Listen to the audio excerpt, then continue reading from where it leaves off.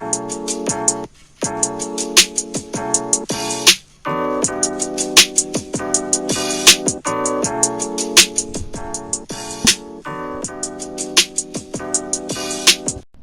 up guys, Starkiller back. I know I haven't posted in a while, and consistently not really my long game. I really broke my mic, apparently. I didn't really break it. I saw my cord and the metal part of the USB part of my mic. It somehow went into the cord itself. Don't ask me how, I don't know either. But yeah, I couldn't use that video because the mic is not compatible. My headset that I'm using right now isn't compatible with the program I use to usually make my videos, so I'm making it off of Share Factory because, yeah. But anyways, as you can tell, Reptile, today we're going to be talking about fears. We love and hate them. Now let me tell you a story. So I used to have this intense fear of dogs, so much so that I would start sweating just at the sight of one. Now one time we were over at this family member's house for a pool get-together thing, and they did have a dog, so I had my mom carry me through the house and into the backyard so that a dog wouldn't touch me. That's how afraid I was of dogs. If one even went up to me or even near me, my heart would start racing through my chest because I really hated dogs that much. I had a very, very deep fear of dogs. It was horrifying and traumatizing back then. So basically, we chill in the pool for a little bit of hours. We chill, and we're about to leave after a couple hours of staying there. And I'm walking out, and I see a dog in the yard, right? It starts coming over to me. I shit you not. I start booking it hundreds of miles and down the street to try to get away from that dog. That's how scared I was of dogs. I would run. I literally ran down the street to avoid the dog even touching me. And the dog started chasing me because dogs like to chase people when they run. He thought I was being trying to play playful with it, but I was truly scared of it. So I start running. And I somehow managed to outrun it for a little bit too. I had that much adrenaline in me because I was that scared of dogs that I managed to outrun a freaking dog. That shows you how scared I was of dogs. That's really disgusting that I managed to do that. And as you can tell, that was pretty traumatizing for me for a kid. But later down the line, I started to love dogs. I started watching those golden retriever videos that they always have on YouTube, where it'd be cute with the dogs, start petting them when they're little puppy babies, stuff like that, and they surprise kids with it. Yeah, you know those types of videos. Yeah, I started watching a lot of those, and I created a torch heart trying to convince my mom to let me get a dog. And in the future, it did work. I got a mini golden doodle that I have right now. He's 4 years old, and yeah. Later down the line, I may tell you the full story here of my journey getting a dog, but yeah. Moving on, our next fear we're going to talk about is the dark, also known as nyctophobia. One of the most common fears ever. I also had intense fear of dark as a kid, and in some situations right now I still do, and most people do it. I know too. I remember going over to my grandma's house and having to walk down that scary dark basement. It was pitch black down there, and especially when it was night when I had to sleep over, it was very traumatizing walking down there because I always felt like I heard something down there like moving. That's what really scared me as a kid. So I would really never go down there unless it was the daytime and I was absolutely had to.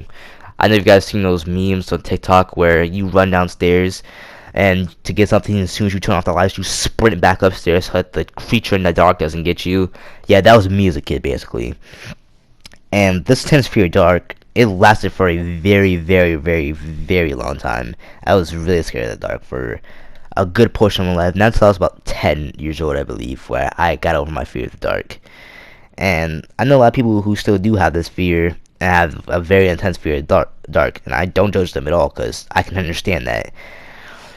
I would usually face away from my closet when I would sleep on the bed because it was always open, and when I saw it, the darkness inside of that closet, it would really scare me, so I would sleep facing away from it for a very, very long time. And facing the closet, it really scary because sometimes I would imagine things because it was so late at night. I would see hallucinations of things moving, and to the point where sometimes I was that scared that I would have to go into my mother's room and sleep in her room for the night, and several nights to go on because I was that fear of the dark in my own room. That's how scary it was for me. It was very traumatizing.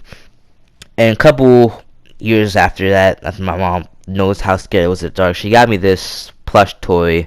It was called a flashlight pet. I don't know if you guys have ever seen that commercial ever. It's an very old commercial and a very old toy slash stuffed animal. It was essentially a stuffed animal with a light in its a flashlight in its chest, basically. So you would double tap the light on its chest, and it would send like a spotlight up on the ceiling. And I slept with that for a very long time because the light would go up on the ceiling. And the thing is, after like 30 minutes or so, the light would turn off. So I had to quickly tap its chest over and over again so it would go on. Because I don't know about you guys, but I have trouble sleeping at night. It takes me a very long time to fall asleep. So I was up way past for 30 minutes because it takes me so long to fall asleep. So I kept on double tapping until I fell asleep. I also named it Felix. I got a green dinosaur one for the flashlight pets and named it Felix. He was my comfort animal for so long. And when I finally had to retire it, it was a very sad time. I'm not gonna lie to you. And what really didn't help is that during that time I had gotten heavily into watching scary stories. I would constantly watch Mr. Nightmare videos. If you don't know who that is, he makes scary stories on YouTube. He narrates ones that he gets sent in by other fans and other people and Reddit and stuff like that. You guys go check him out. I just plugged another YouTuber, so yeah. But seriously, he has good stuff. You guys should definitely check him out if you're into that type of stuff. But wow, I really just plugged another YouTuber who really doesn't know I exist. It's crazy. But back to the story. I watched a lot of his videos and it didn't really help because it made me really paranoid. And I still am to this date listening to certain stories and I get paranoia all the time. A lot of thinking that things would happen to me to like the people that happened in the stories that he would tell. And it worsened my fear of the dark for me and the closet fear too. I recently listened to a story about a man who hid in this kid's closet so that he could kidnap him. So every night I would be sweating thinking any moment a man would pop out my closet, snatch me, and take me to who knows where. So yeah, that was a very fun childhood for me. And during that time I also had high amounts of nightmares during that time. So I slept with that nightlight I was talking to you about. And yeah. When it was time, like I said before, it was when it was time to retire Felix, it was very sad for me because he had been with me through all those nights when I had fear, and yeah, it was a really roller coaster. Felix was truly my hero, and just thinking about him, it was very sentimental to me because it was part of my childhood, and when I finally had to let him go, it was a sad moment, but it kind of was a rite of passing that I was not just a child anymore, but basically growing up into a big person, not afraid of the dark really anymore. And yeah, well, that ends it for the fear of the dark. Our next fear we're going to talk about is the fear of snakes, also known as my fault, I pronounced that wrong. Ophidiophobia. I definitely pronounced that wrong, but I couldn't care less. I still have this fear, and according to charts, so does half of the world. Weird things like snakes should be something to fear. I mean, come on. They're weird versions of a reptile and a worm fused together. Snakes just shouldn't exist. Now, yes, I know most snakes are harmless, but it's still the premise of it.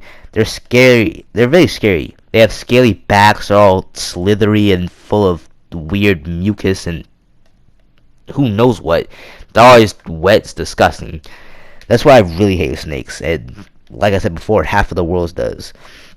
And like I said, most people know that most snakes aren't harmless. Not a lot of them are actually venomous, but I really couldn't care less. They're just weird and scary to me.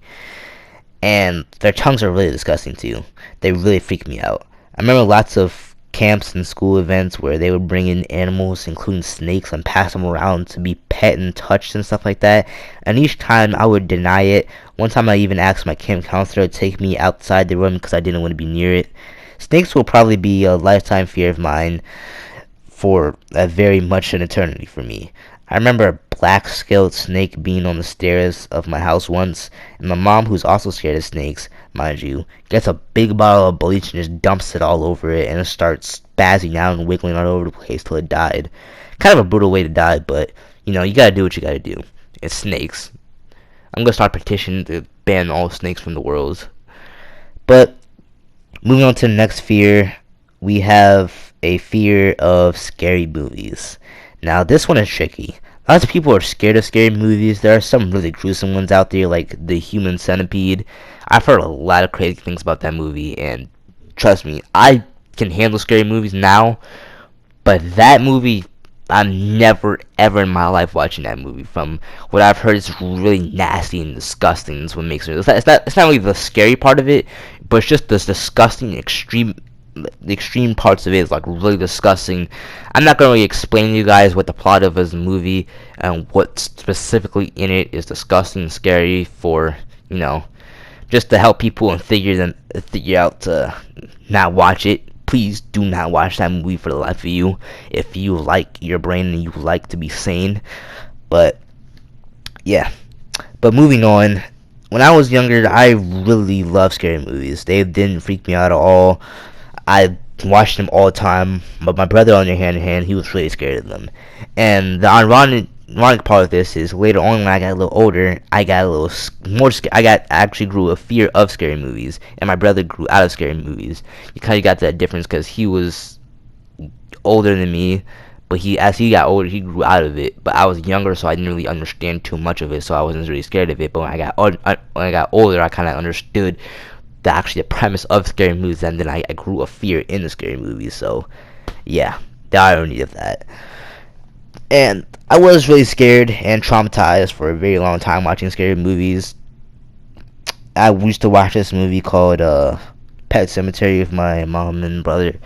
You guys definitely heard of it. It's a classic scary movie. It's basically where this child gets hit by a truck and he dies basically, and his parents go to this cemetery that revives pets from the dead, and they grab their son's body, bury him inside of one of the graves, and later on it's said that the people who you bury inside of that graveyard come back to life later on.